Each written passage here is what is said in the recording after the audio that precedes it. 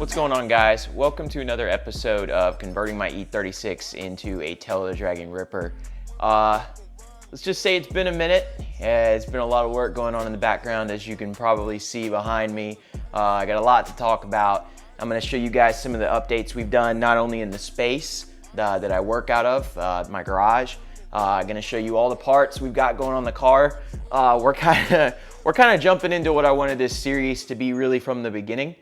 Which was a very serious overhaul of all the maintenance and performance related items that I feel like I need to go to the Tail of the Dragon. Just was kind of hindered by budget, but did some work and now we got the stuff behind me. So let's go ahead and do a walk around of what we got going. Today's plan, really today I just want to get the car disassembled. I want to walk through the game plan of how I'm going to get everything put on the car, and I kind of want to talk about the implications around all the parts and why I chose them. So today's video is going to be a lot of talking, so bear with me. We'll get into the working action here shortly, but I want to explain everything first just so that if you want to do these kind of things with your E36, you can make better and more educated choices. All right, so let's go ahead and get started. All right, so let's go ahead and talk about everything we've got. So to start things off, we have a Chase Bays E36 power steering kit. You can see here their reservoir, some Redline D4 ATF to fill the system. There's stainless AN lines that convert everything and fix all the factory leaks. We have a Chase Bays AN wrench kit just to prevent marring of the fittings. I figured it was only fitting to go ahead and get those. All right, over here we have a complete cooling system overhaul kit, and by kit I mean I put it all together myself. I didn't really go with any of like FCP's kits or anything like that. You can see we got a CSF radiator, which is by far my favorite radiator on the market for the E36, just based off of what I've seen. We have the must-do Stewart high-performance water pump with the metal impeller.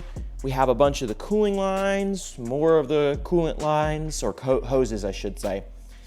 We got a new fan. You can see we have a AC belt, the serpentine belt, a massive, massive bag of tiny, tiny little parts like the radiator mounts, the brackets. We have a new water steering or water pump pulley, if I can get my words correctly, made out of metal from Euro. We have a new thermostat. We have a new auxiliary fan switch, expansion tank. I mean, you guys know the drill. The coolant, of course, OEM BMW. Get the expansion tank, more hoses. Over here we have a new intake boot. Mine has a very tiny crack in it, so I figured while I'm in there, it's a good time to go ahead and do all that. This is a precursor to what I'm about to talk about. Lots of brake fluid, which you can see. Unfortunately, I think some of it leaked in the bag in shipping, which is not ideal. We have some Royal Purple oil. Of course, we're gonna do an oil change. Why wouldn't we? A brand new Moly filter with the gasket. Now we get into some interesting stuff over here. This is the beginnings of my 330 Ci E46 brake kit conversion. Yes, we are converting to the bigger 330 Ci brakes from the E46, which in the fronts are 325. I don't know the thickness, so I'm just gonna say they're 325 mil in diameter in the front and 320 mil in the rear, which is just massive in comparison. That'll be an upcoming episode. That'll be a lot of fun. Of course, we got brake pads. As you can see over here, we've got a set of 20 mil spacers from Bimmer World to replace the ones I had on the car. They were cheap eBay spacers, and I was having a little bit of a wobble that didn't make me feel too good. So we got that. We got the anti-rattle clips. We have a new brake pad wear sensor. Let's see. Of course, you guys know we had to go with the Condor Speed Shop stainless lines because I'm still rocking the stock rubber brake lines. Of course, we got that massive brake caliper. Now these are a bit interesting. So I'll talk more about this in the future, but I actually got these through O'Reilly. If you don't know, I actually got a job at O'Reilly Auto Parts for the summer just to make a little extra cash to do this. And got these. They're actually BMW calipers. They're remanufactured ATE calipers. But yeah, I got these for like 80 bucks a piece with brackets at O'Reilly, which is just awesome for a big brake upgrade. Super affordable by comparison. Now, let's talk about something very, very, very, very special. These are 5 by 114.3 conversion hubs for the E36, both front and rear. And if you know what that means, you'll know there is a very special set of wheels coming very soon to replace those over there. That's all I'm gonna say. We're not gonna talk about that anymore right now, but there's the template to drill your brake rotors with those. And then over here, we just have some cosmetic stuff. I got a new wiper cowl because mine's all jacked up. A little piece of trim for the front bumper, and then some side skirt extensions, which I've actually wanted for a while. So let's go ahead and talk about the game plan of how all this is gonna go in the car, what's going down, what's left, and then let's do a little disassembly, and that'll be it. Of course, I almost forgot. Let's talk about some of the garage upgrades. As you can see, we have light, more light, light, it's plural, multiple colors, and of course, more light. Okay, so obviously, as I'm sure you've seen or noticed, also did a little sound system upgrade in here. We got a 7.1 surround sound system going on in here, and it's pretty sweet. You can see we got the receiver right down here. Okay, so over here, we've got some parts bins. These are basically just organizing all my spare parts, and also don't mind the fan noise. I'm telling you guys, it is hot out here. I can't even turn it off to record. Hopefully it's not too obnoxious. Parts organization here. I got manifests for everything in here, so I know exactly what's in there. Some storage up there of just junk left over from cleaning the garage out. You've obviously probably seen too a bunch of new banners. Yeah, that's dope.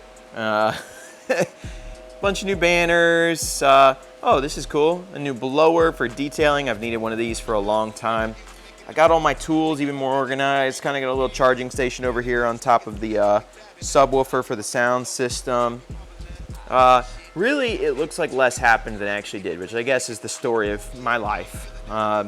But in truth, we did a ton of organization. If you've noticed in the background of a lot of my older videos, you'll probably have noticed a massive difference right off the jump. Those are kind of the highlights. Kind of got everything organized over there. All my tool situation, I got more lights. Like I said, it's been a death by a million paper cuts, but I think this place is finally more aesthetically pleasing, more desirable to work out of, better aesthetics for YouTube, and that's kind of the summary of the garage.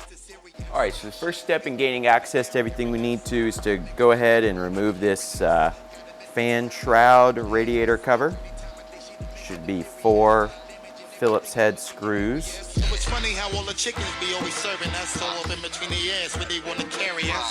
Hit you with the shit, make you feel it all in your toes. Hot shit, got all you niggas in wet clothes. There's these 2 little push rivets. As you can see, if you look closely at them, they have a little spot where you can sort of get a, there you go, a little screwdriver in there, and then they pull right out there. You just really have to be gentle with these things. I need to actually replace those. They're missing one of the little prongs, but hey, they work. All right, so now we need to take the actual air intake out. I'm not taking the box out because it's a nightmare to get back in and I don't have to. So what I'm gonna do, that's tightening, is just take the actual cone filter assembly off.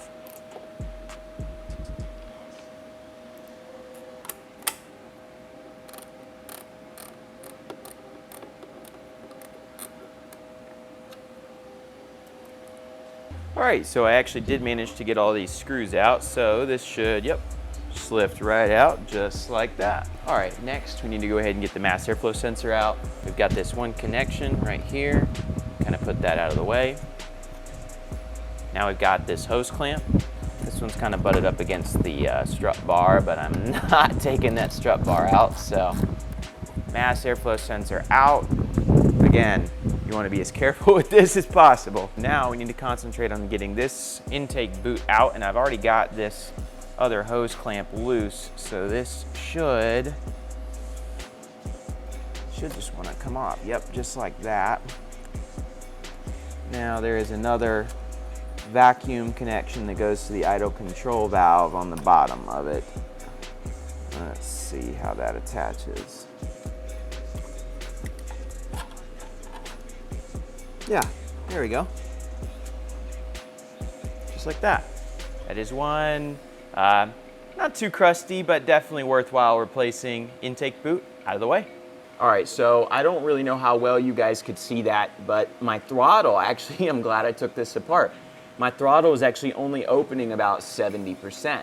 I just had my dad hop in the car, had him do the throttle back and forth a couple of times, and I got it back and forth in a nice happy medium. I think I'm getting about 90% throttle now, or what 90, technically that last little range isn't super vital, but I'm way better on the throttle now, and I have it adjusted to the point where just where any tighter would start to affect idle, and I have it adjusted now, so I think we're good. No big deal. If there's any more adjustment now, it's gonna be fine adjustment. And if that car idles a little high, we'll get that figured out, but I just wanted to point out what I just did. It's time for a really fun one. The bumper's gotta come off, which isn't normally that bad, but with this, my under tray, all the crazy stuff I got going on with my fender liners, it's not exactly the most fun, but hey, it's gotta come off, so let's go ahead and get it off.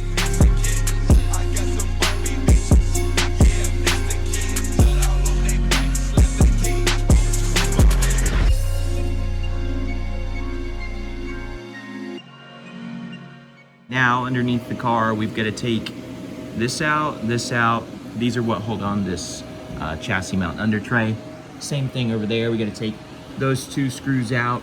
And then I've kind of got it ghetto rigged. Well, it's not ghetto rigged. It's just ghetto rigged right now. But a setup with this under tray to hold in the fender liners. I've actually got to repair that.